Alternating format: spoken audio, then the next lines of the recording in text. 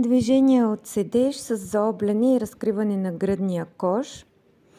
Като в началото използвам пилатес ринг, който стискам между колената, защото повече се стягат бедрата. Но същото движение може да се изпълни и без този ринг. Само коленните капачки се старайте да гледат нагоре, а не настрани. Когато хванете колената, лактите също да гледат в страни.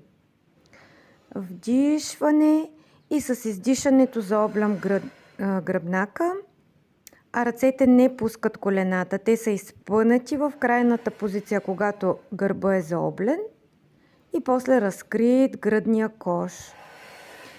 Издишане и при издишането изцеждаме въздуха от корема и той хлътва навътре.